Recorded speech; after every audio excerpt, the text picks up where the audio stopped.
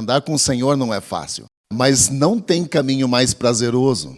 E a gente tem experimentado, quem tem um pouco mais de caminhada com o Senhor, sabe do que eu estou dizendo. Nos momentos em que a gente vive, nos dias atuais em que a gente vive, é muito fácil perder perspectiva, perder esperança. Temos visto isso de uma forma bem ampla, pessoas bem abatidas pela atual circunstância. Mas na palavra de Deus somos encorajados de que o Senhor está conosco, de que Ele não muda. É o texto que a gente também vai ver hoje, Deus não muda. E se Ele disse que Ele estaria conosco, Ele vai estar, porque Ele não muda. E isso nos dá encorajamento, isso também nos dá alegria e nos dá também a esperança para viver os nossos dias, seguindo em frente. E sabemos que a nossa vida aqui não é a nossa estação final. Deus tem algo preparado para nós, onde nós viveremos com Ele eternamente, onde não teremos mais as dificuldades que temos aqui.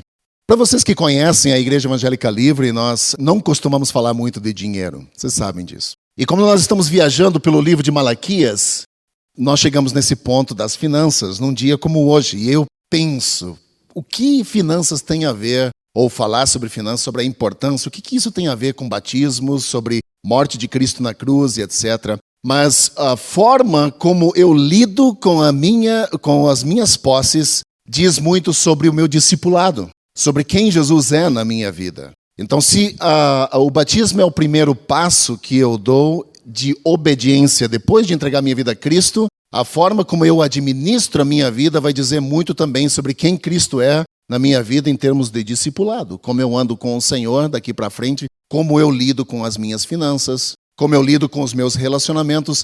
Volto a lembrar vocês que o livro de Malaquias fala sobre fidelidade aos nossos relacionamentos interpessoais, relacionamentos com Deus, relacionamentos conjugais. Fala também sobre como eu administro a importância de Deus na minha vida. Fala como eu administro a questão das minhas posses. Todas essas coisas falam sobre fidelidade. E como cristãos não podemos fugir dessa importância, desse tema importante também sobre finanças. Eu fiz uma rápida pesquisa essa semana e a Bíblia, ela fala muito mais sobre finanças do que sobre céu e inferno combinado. Sabiam disso? Então você tem nas 38 parábolas que Jesus contou, 16 delas são relacionadas ao dinheiro. A Bíblia tem menos de 300 versículos sobre oração, menos de 500 versículos sobre fé. Mas ela tem mais de 2.000 versículos sobre como eu me relaciono com as riquezas, com as posses. Por que isso? Porque nós temos um fator muito grande de roubar o nosso coração coisas que nós valorizamos. Hoje mandei aquele versículo, né? De que onde está o nosso coração ali, provavelmente estará também o nosso tesouro, né? Onde está o nosso tesouro, está o nosso coração, basicamente, né? Ali onde você mais passa tempo, fala algo sobre você.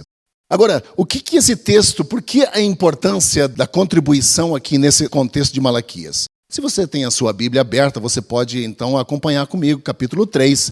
Vamos olhar hoje dos versículos 6 até o 12, mas eu quero, antes de olharmos o versículo 6 ao 12, olhar os versículos 3 e 4, que são extremamente importantes, porque ali Deus fala a importância da contribuição. Agora, se você me perguntar, o livro de Malaquias, o capítulo 3 de Malaquias, ele é aplicável para os nossos dias hoje como uma regra para a contribuição? Se você tem dúvida sobre isso, eu fiz um pequeno texto na primeira página do boletim que você tem aí contigo. E ali uma reflexão sobre o que esse texto diz e qual é a implicação dele para nós como cristãos hoje, contemporâneos. Ele é aplicável ou não? Então leia esse texto da primeira página e você vai ver o que ele nos diz lá. Bom, versículos 3 e 4 diz assim: ele se sentará. Nós ouvimos aqui domingo passado, eu compartilhei com vocês domingo passado, que Jesus viria como o refinador. E o refinador é aquela ideia de derreter o ouro ou a prata até deixá-lo puro.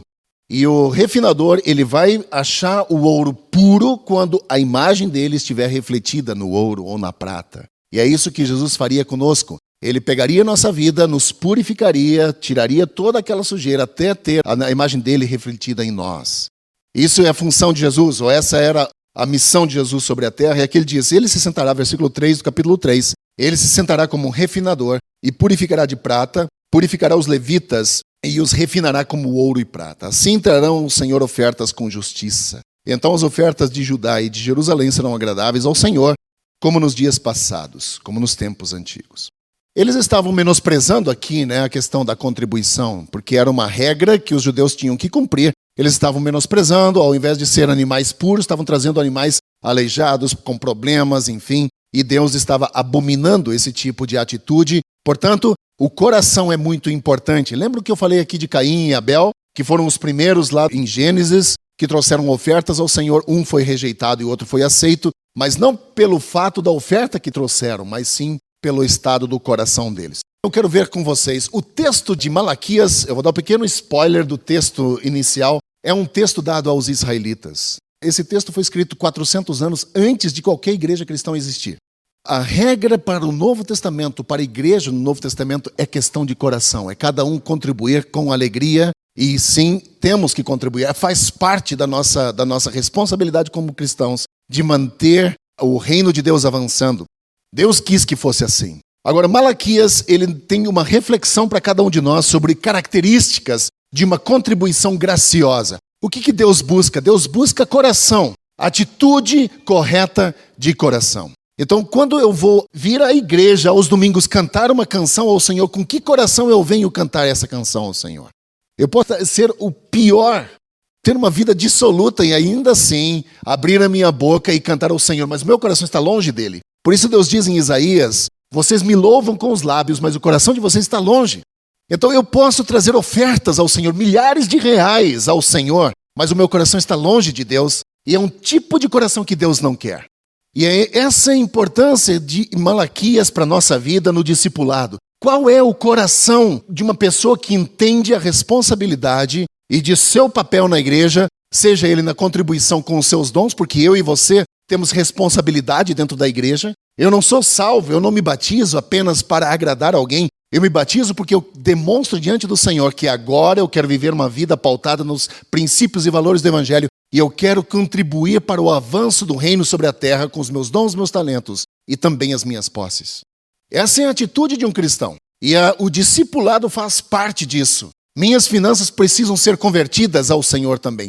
Eu já contei essa história aqui, mas talvez alguns de vocês ainda não conheçam. Na Idade Média, quando haviam aquelas lutas das cruzadas, os cristãos contra os muçulmanos. E então, Guerra Santa era-se chamada assim, né? E então eles começaram as lutas.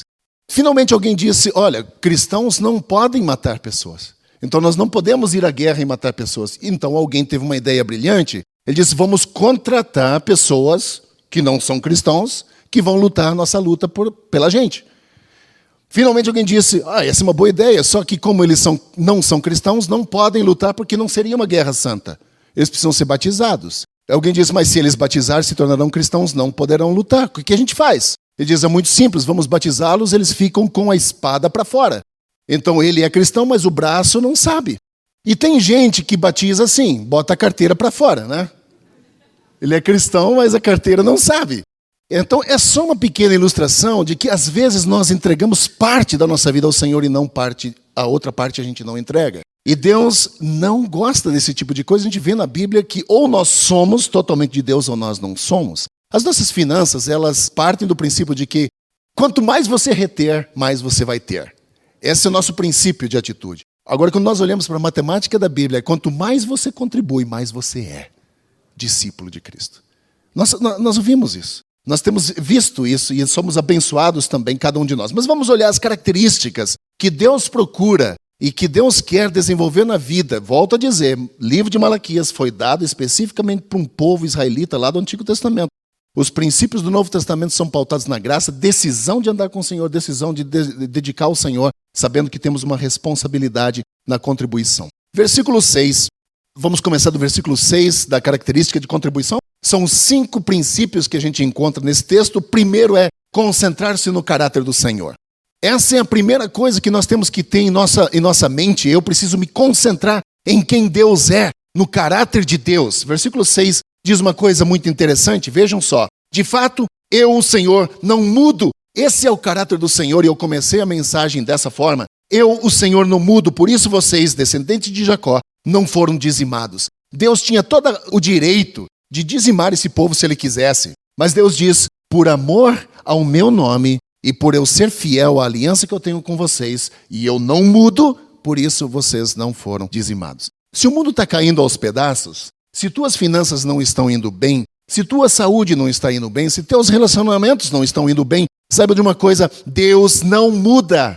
É nele que nós encontramos a esperança, é nele que nós encontramos a resposta para as nossas soluções. Portanto, a primeira coisa, não foque no dinheiro, não foque em sua habilidade de conseguir as coisas, foque no caráter do Senhor que pode transformar as nossas circunstâncias. Eu sei que todos nós hoje, nós vemos que essa pandemia trouxe implicações para a nossa vida, seja nos negócios, seja nos trabalhos, pessoas tiveram salários cortados, pessoas tiveram carga horária reduzida, portanto, as entradas financeiras são menores. Nós temos empresários em nosso meio que sabem o desafio que é enfrentar uma pandemia como essa que a gente enfrenta há mais de um ano.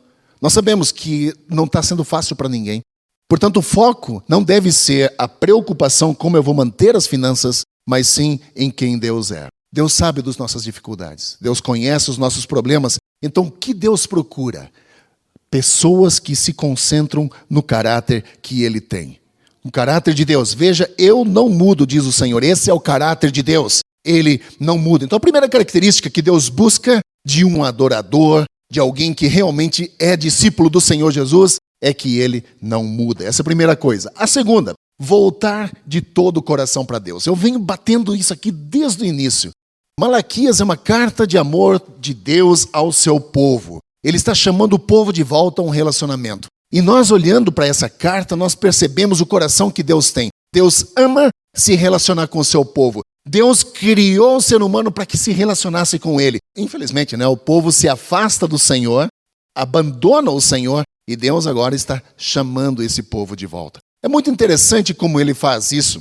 Veja o que Ele diz no versículo 7. Desde o tempo dos teus antepassados, vocês se desviaram dos meus decretos e não os obedeceram. Desviar aqui, a ideia de desviar é desligar. É quando você liga a chavinha e desliga a chavinha. Eles se desligaram do relacionamento com o Senhor. E é interessante que Deus quer que eles voltem. Ele diz, vocês se afastaram, vocês saíram do caminho. Você poderia até pensar nesse momento que, diante dessa circunstância, o povo está doido para voltar. Dizendo, olha aqui, Deus está nos chamando de volta, vamos voltar. Mas não é o que acontece na sequência do texto. Se você olha na sequência do versículo 7, você diz, mas vocês perguntam, como voltaremos?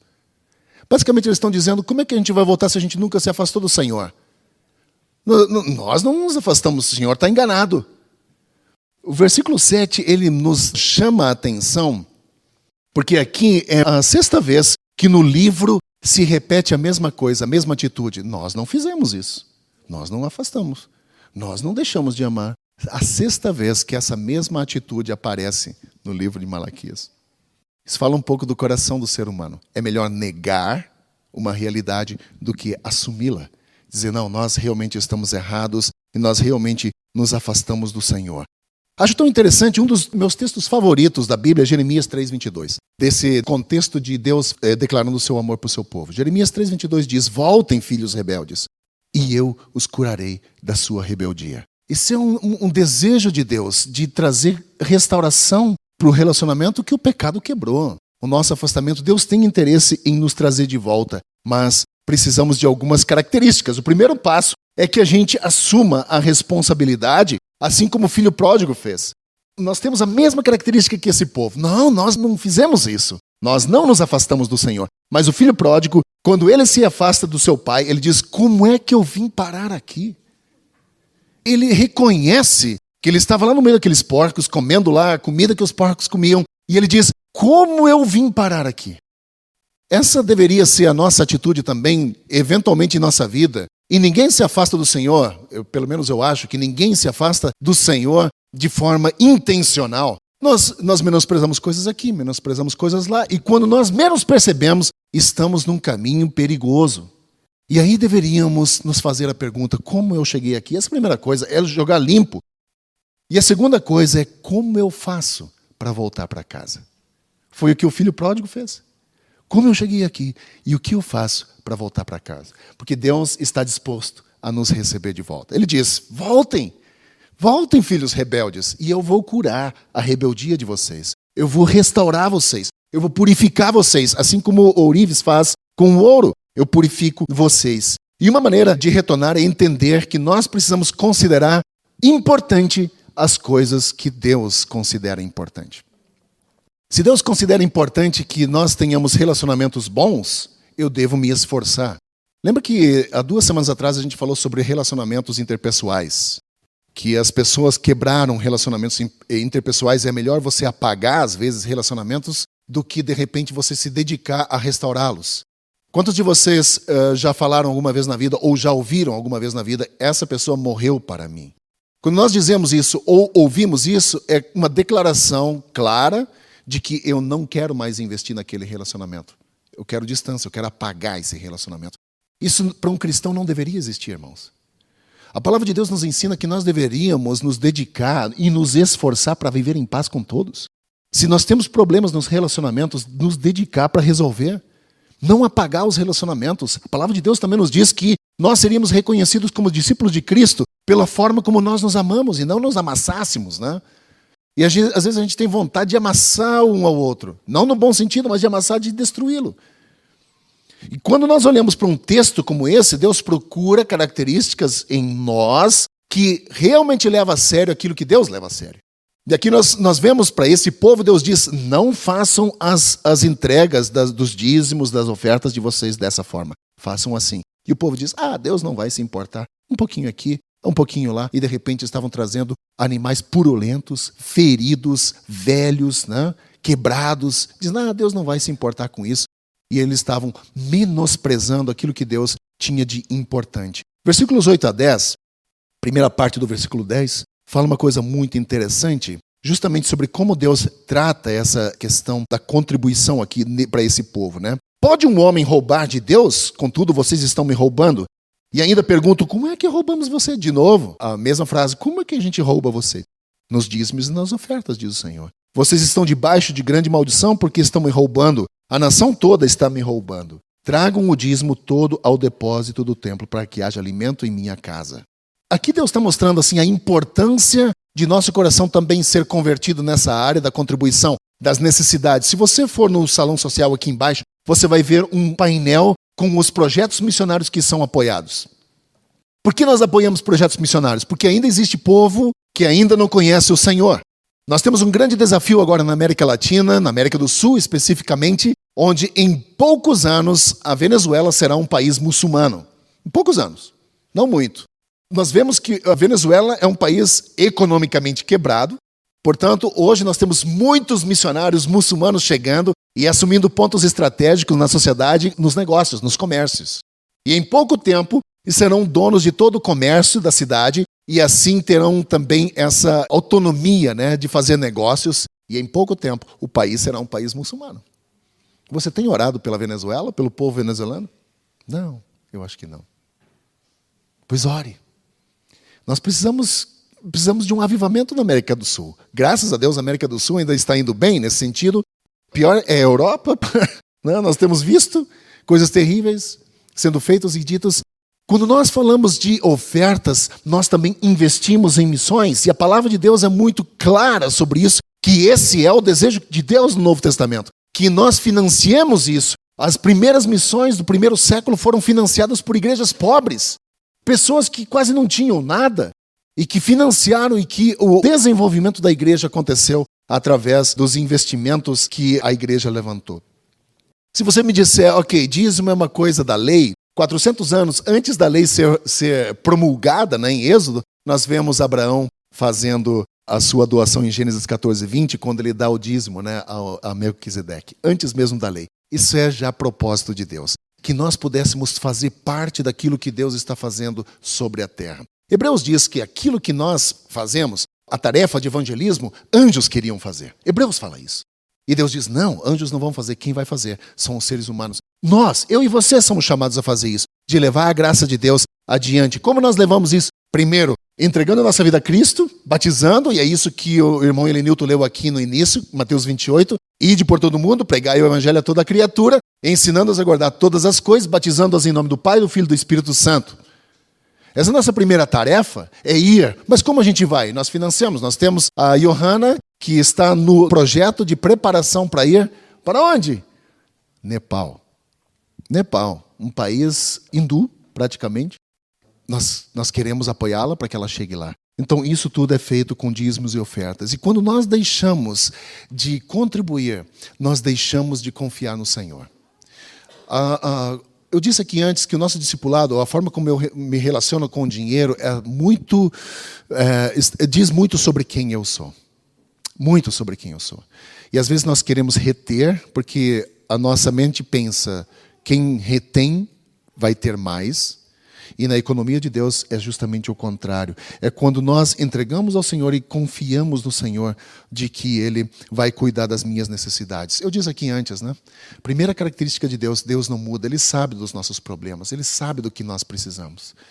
Então você não precisa ficar tão preocupado. Isso também não significa que você deva ser relaxado ou irresponsável com suas finanças. Em nenhum momento. Mas nós podemos colocar diante do Senhor aquilo que eu tenho, porque aquilo que eu tenho vem dele. O que eu sou, o que você é, onde nós estamos, o que temos, é graça de Deus em nossa vida. Nunca foi sorte, sempre foi Deus, né? A gente não viu isso o tempo todo, a gente ouve isso o tempo todo.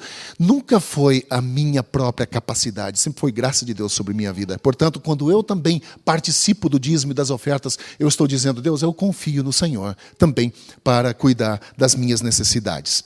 Depois nós temos a quarta, abandonar o controle e confiar em Deus, que está muito relacionado ao que eu acabei de dizer, que quando nós contribuímos, nós também dizemos, Deus, eu confio no Senhor para suprir as minhas necessidades. Por isso a gente olha para Mateus 6,33, que diz, busquem, pois, em primeiro lugar o reino de Deus e sua justiça, e todas as demais coisas serão acrescentadas na medida da tua necessidade. Essa eu acrescentei na medida da tua necessidade. Mas quando nós buscamos o reino de Deus em primeiro lugar e a justiça de Deus em primeiro lugar, nós começamos a mudar a nossa perspectiva. Se antes olhamos sempre para o nosso próprio bem-estar, agora eu estou olhando também para o bem-estar do meu próximo. Estou olhando para aquilo que eu posso também estender para o meu próximo. Em outras palavras, a importância da contribuição é justamente a confiança no Senhor de que Ele cuidará das nossas necessidades. Em último lugar, alegrar-se com a bênção de Deus sobre a nossa vida. Versículos 10, a última parte, até o versículo 12, que é o nosso final. E vejam, e aqui eu gostaria de chamar a atenção de vocês, nós não somos uma igreja de prosperidade, que prega prosperidade, porque entendemos que prosperidade não é finanças, não são dinheiro. Prosperidade é um pacote, é muito mais do que finanças, é muito mais do que dinheiro. Mas esse texto é tão interessante, veja o que Deus diz para esse povo naquela época. E vejam se eu não vou abrir as comportas do céu e derramar sobre vocês tantas bênçãos que nem terão onde guardá-las. Impedirei que pragas devorem suas colheitas e as videiras dos campos não perderão seu fruto, diz o Senhor dos Exércitos. Então todas as nações os chamarão felizes, porque a terra de vocês será maravilhosa, diz o Senhor dos Exércitos. O que vem na sua mente quando você ouve a palavra dízimo? Qual é a primeira coisa que vem na sua mente? Eu sei que nós temos visto tantos abusos sendo feitos com algumas igrejas, né? Desvio de dinheiro, mau uso dos recursos. É uma tristeza que isso aconteça. Não deveria ser assim. E quando nós olhamos para um texto como esse, o texto fala que Deus chamou as pessoas a fazerem prova dele. Parece que não é uma coisa boa, né? A Bíblia também nos ensina que nós não deveríamos provar Deus, né? Mas aqui Deus diz, nessa área das finanças, que poderiam prová-lo. Ele diz que abriria um rio do céu e lavaria o povo com suas bênçãos. Acho tão interessante, comporta, a primeira vez que você ouve essa palavra, está em Gênesis 7, quando acontece a grande inundação da Arca de Noé.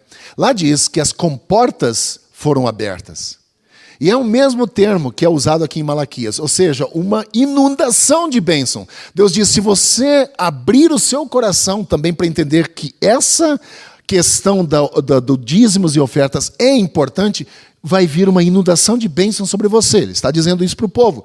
E ele diz mais, né? Que iria derramar, versículo 10 diz, derramar. E ali, quando você olha para esse significado da palavra derramar, é quando você pega um balde e esvazia o balde em cima de alguma coisa. Ele diz, eu vou esvaziar o balde de bênção sobre vocês, de tal modo que vocês quase não vão suportar. Ele diz, vocês quase não vão suportar. Você derramar tantas bênçãos que nem terão onde guardá-las. Isso é uma promessa que Deus fez para esse povo, para que eles provassem Deus, experimentassem de Deus. Agora, o que isso significa para nós? Significa o seguinte, irmão, que nós podemos, sim, experimentar da graça de Deus sobre nossa vida, nas nossas finanças também, se nós formos fiéis ao Senhor. O contexto de Malaquias é fidelidade ao Senhor. Fidelidade. Você é um dizimista regular? Você apoia os ministérios da igreja? Os avanços de missões da igreja? Isso é uma responsabilidade que eu, como membro, tenho. Eu deveria me envergonhar quando eu retenho, porque ao reter eu não estou confiando no Senhor de que vai cuidar de mim. Eu entendo que a questão das finanças é extremamente sensível hoje em dia. Volto a dizer, muito abuso tem sido feito, mas o abuso que tem sido feito não deve tirar de mim a importância dos princípios e valores do Evangelho. Dizer, mas fulano desviou, então não vou contribuir. Você está retendo. O pecado de outro não deve ser motivo para o teu pecado. Essa que é a questão da Bíblia. E é assim nos relacionamentos, é assim também na caminhada com o Senhor. Nós não temos aqui o nosso banner, mas o nosso banner diz que nós queremos ser discípulos de Cristo. E discípulos de Cristo também se importam com Deus. Sim, está lá. Ajudar outras pessoas a seguir Jesus, exercendo uma boa influência espiritual. Uma boa influência espiritual é também andar segundo os padrões, princípios e valores do Evangelho. Como eu vou ser uma boa influência espiritual se eu retenho coisas? Se eu digo isso eu faço, esse outro não faço. Eu não estou sendo totalmente entregue ao Senhor. Eu não quero manipular você com relação às finanças. Isso é uma decisão que você tem que fazer diante do Senhor. Mas o princípio da palavra de Deus é que um discípulo de Cristo, ele também é um dizimista, é uma pessoa que oferta. Isso é o que a palavra de Deus ensina, isso não é algo que eu tirei da minha cabeça. Mas nós devemos nos alegrar com a bênção de Deus sobre a nossa vida. Quanto Deus já tem abençoado você? Nós temos tido a chance, irmãos, como igreja, nós temos ajudado 41 famílias aqui. 41 famílias com cestas básicas. Você consegue imaginar? 41 pessoas estão sendo abençoadas porque você está contribuindo, porque você está ajudando. A gente não vai ter ideia das implicações espirituais nisso, porque Deus vai nos dar a chance também de alimentá-los, não só fisicamente, mas também espiritualmente.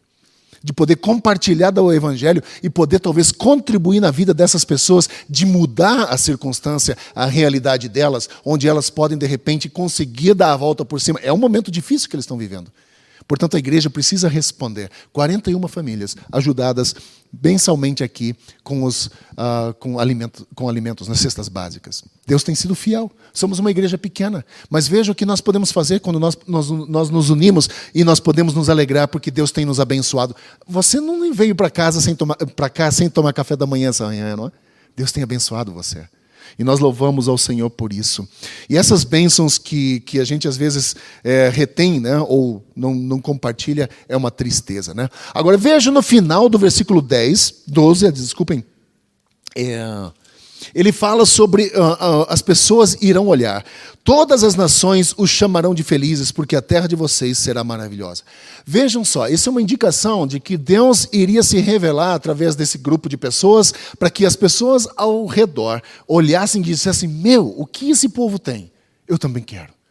E nós vemos uma ideia muito parecida no Novo Testamento, principalmente na igreja em Atos, onde as pessoas olhavam e disseram, eu quero fazer parte disso. Porque as pessoas viviam, tinham tudo em comum, elas se apoiavam, cuidavam uma das outras, oravam umas pelas outras, e diariamente iam sendo acrescentadas as pessoas que iam sendo salvas, diz o texto. Você consegue imaginar o que aconteceria pela causa de missões mundiais se todos os membros de uma igreja fossem dizimistas? Você tem ideia do que aconteceria pela causa das missões mundiais? Eu acho que em pouco tempo não haveria um canto da terra sem ter acesso à palavra de Deus. Em pouco tempo. Nós temos ainda países que estão fechados, países que ainda não receberam do Evangelho, não têm ainda acesso à graça de Deus. Portanto, deveria ser também o nosso foco. Olhar para isso, ver como nós podemos fazer para também mudar essa realidade. Eu quero aplicar essa manhã Pode passar isso, por favor? Com 3 pensamentos do que a Bíblia a Bíblia está nos ensinando aqui. Primeira coisa.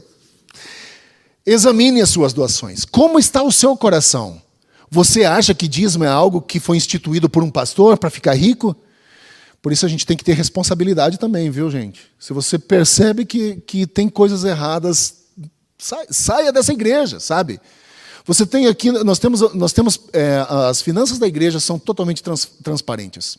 Você pode ter acesso aos tesoureiros, também à diretoria da igreja, que vai dizer aonde os dízimos e as ofertas são investidos. Qualquer momento em que você quiser. O dízimo e a oferta não é para enriquecer pastor, é para avançar com o reino de Deus. Não é para pagar salário de pastor, é para investir no reino de Deus. E é o que a gente quer fazer. Então, examine o seu coração, as suas doações. Em primeiro lugar, reserve um tempo e avalie como está a sua vida. Você tem levado isso a sério? Segunda coisa, aceite o desafio do dízimo. Sabe, a palavra de Deus fala sobre dinheiro, fala que é importante contribuir. Então, ache isso importante também. Terceira coisa, fuja das dívidas. Eu acredito que tem muita gente que gostaria de contribuir, mas não pode porque está escravizada pelas suas dívidas, né? Ou por algumas coisas erradas que fez, ou talvez pelas circunstâncias. Existem boas ferramentas hoje que ajudam a gente a organizar as nossas finanças. Inclusive, em nossa igreja, nós temos pessoas capacitadas que podem ajudar a dar uma assessorada na sua vida financeira, para organizar a sua vida financeira. Mas fuja das dívidas. São 3 coisas que a palavra de Deus nos diz. Ela fala assim, ninguém vai construir uma torre sem antes avaliar se ele tem recurso para concluir. Então, nós temos que cuidar com as nossas finanças. Ontem eu li uma frase, ele diz assim, cartões de crédito deveriam ter uma frase escrita assim, ó, cuidado, perigoso, manuseie com cuidado, né? Deveria ter, né? Porque a gente mete o cartão de crédito lá, né, e pensa assim, bom, eu nunca mais vou encontrar essa dívida, só que ela te pega lá na curva, né? E esse deveria ser manuseado com cuidado. Gente, 3 princípios, examine o seu coração. Qual é o teu coração de adorador? Teu coração está no Senhor, você valoriza as coisas que Deus valoriza? A segunda coisa, aceite esse desafio. Coloque diante do Senhor, Deus, eu quero ser um bom discípulo do Senhor também nessa área. Me ajuda a ser um dizimista, me ajuda a contribuir. Como eu devo fazer? E comece. Né? 10% é uma boa coisa que a gente sempre fala, né? É um bom início. Mas é questão de coração. Coloque o seu coração diante do Senhor e fala, eu quero ajudar. E cuide das suas finanças. Seja um bom mordomo daquilo que Deus colocou em tuas mãos. Existem igrejas que não devem receber dinheiro mesmo, porque desviam mesmo. Cuidado com isso. Cuide onde você coloca o seu dinheiro, onde você investe as suas finanças. Cuida com isso. Sabe? Avalie a igreja que você faz parte, olhe onde as finanças são investidas, faça perguntas, você tem responsabilidade. Como membro de uma igreja, nós não podemos ser passivos e dizer assim, não, eu entreguei e não quero saber. Não pode. Olhe, faça perguntas, veja, investigue. Sabe? Faça parte da igreja de Deus. É isso que agrada o Senhor. Coração, irmão. Coração. Teu coração é um coração de discípulo? Você valoriza o que Deus valoriza? Nós vimos hoje o primeiro passo, eu disse, né? O batismo é o primeiro passo de obediência, de uma vida de discipulado. O primeiro passo. Entreguei minha vida a Cristo, qual é o primeiro passo de obediência? Batismo, a palavra de Deus diz. Primeira coisa é batizar. Segundo, são essas disciplinas, é orar, contribuir, é fazer parte de uma igreja, é também investir os teus dons, né? Aqui é o presente que Deus deu a você, também usar para estruturar a igreja, né? Para abençoar a minha vida, eu poder abençoar a tua vida com meus dons. É isso que é a vida de igreja, irmão. E é assim que Deus quer se revelar ao mundo, é através da forma como eu sou discípulo de Cristo, né? Que Deus nos abençoe nessa área e que Deus também nos dê graça nessa caminhada do cuidado das nossas finanças. Nós não devemos ser tão mesquinhos em querer reter, achando que retendo nós vamos ter mais. A gente tem experimentado e visto tantos testemunhos, a rádio aqui do lado, né? Nós temos grandes testemunhos de gente que realmente não foram mesquinhos e não são mesquinhos, né? O pastor Klaus tem bons testemunhos assim. O pastor Klaus é presidente da Rádio Transmundial aqui e tem compartilhado com nós alguns testemunhos conosco, né? Alguns testemunhos de mantenedores, porque a obra da rádio é mantida com mantenedores, né? E nós temos visto Deus agindo, né? E o evangelho chegando aonde normalmente pessoas não chegam, mas chega pela onda do rádio. Glória a Deus por isso, né? E nós louvamos ao Senhor por isso. Querido Deus, nós agradecemos ao Senhor por esse privilégio dessa manhã. Obrigado, Senhor, por ter nos trazido até aqui, por essa celebração nesse dia. E assim como foi dito, há uma festa no céu, mas a festa é para o Senhor, por aquilo que o Senhor fez. pelo teu sacrifício na cruz. E nós humildemente chegamos diante do Senhor agradecendo pelo privilégio que temos de fazer parte daquilo que o Senhor está fazendo sobre a terra.